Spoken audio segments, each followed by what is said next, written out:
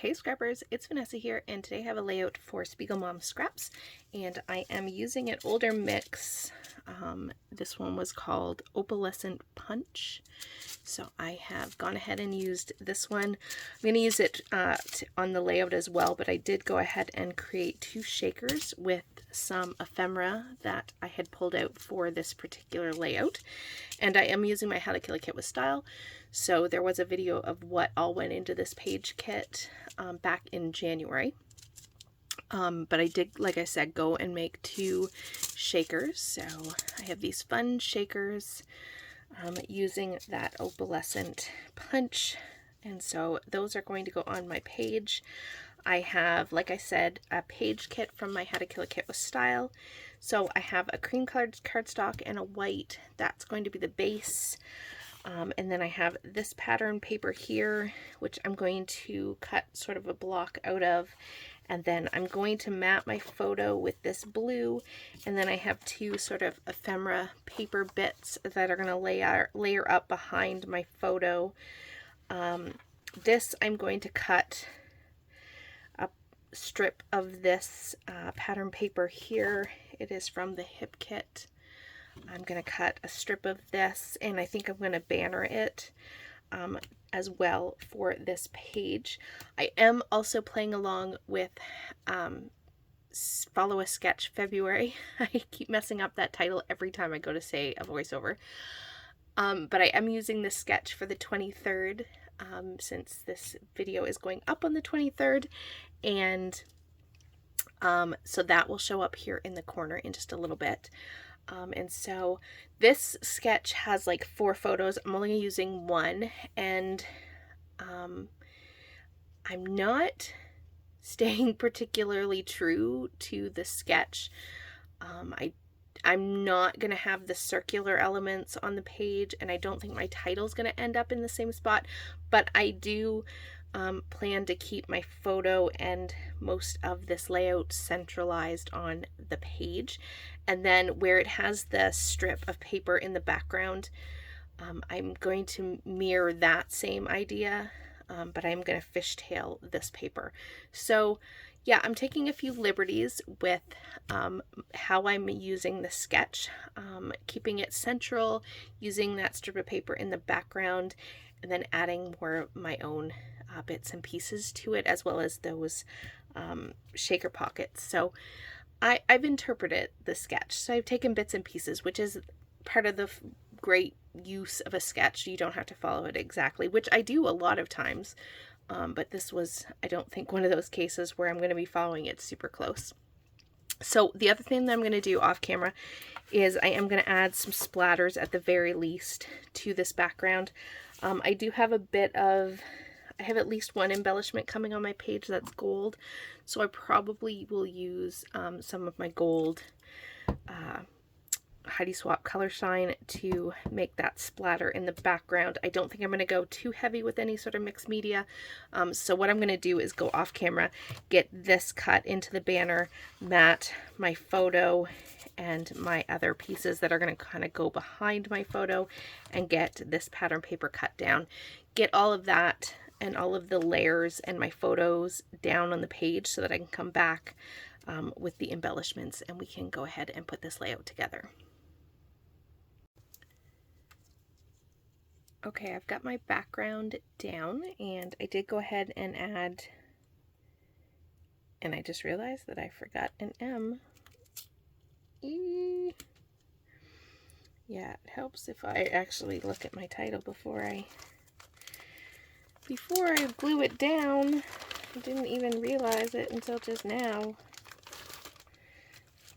So this is gonna this is gonna get fixed as I put my title down correctly. So there's my title. I will need to fix that in just a second. And my title is down, my background is down. Now I'm going to work on my embellishment clusters for this page. At this point, I've pretty much stopped looking at the sketch. So I'm not really sure any of this actually matches the sketch like at all anymore. But like I said, I was going for general, doesn't need to be exactly, and I took inspiration from the sketch and that was good enough for me. So I am now going to build my embellishment clusters. Here I have this little butterfly, and then I think I'm going to actually put it down here. I like the idea of this sort of down here, kind of connects my title and my embellishment cluster. I do like to do that, and that will probably come in there. Might even move this ever so slightly over, kind of in that vicinity, I'm thinking. So when I glue this down, you'll see that this will probably move ever so slightly that way. But essentially, that's the way it's going to go. And then I'm going to go ahead and build this embellishment cluster. And get these pieces down. Let's see here. I have 2 embellishment clusters. I have my other shaker pocket that's going to go up here. And I think it's going to go something like that. And then I'm going to build a cluster here off to the side. And it'll have that on it. And then I think I'm going to layer up my florals here, like so.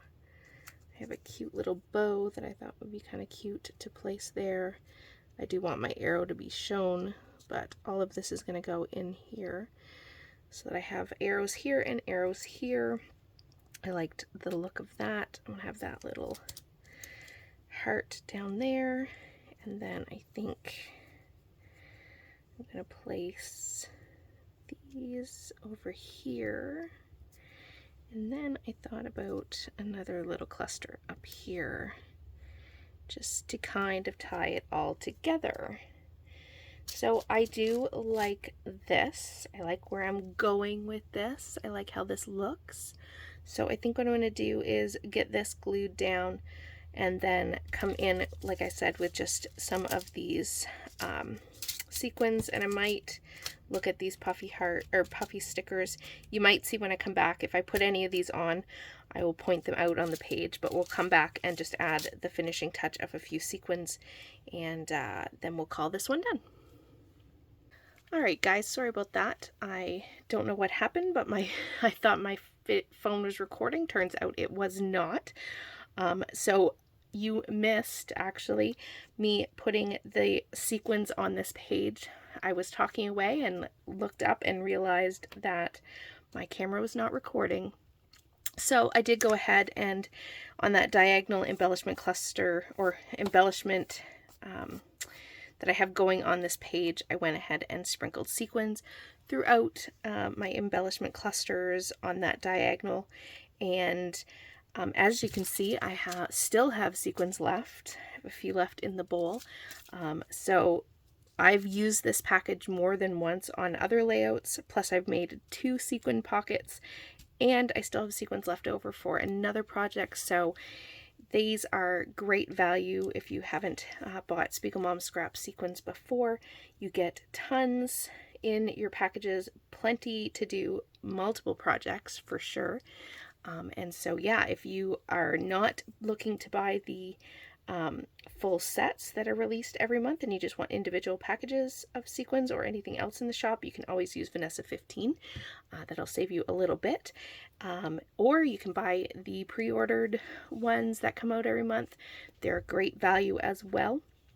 And yeah, be sure to check out the shop in the link below. Check out the Facebook group. And yeah, with that guys, this is going to do it for this layout, and I will catch you on the next one.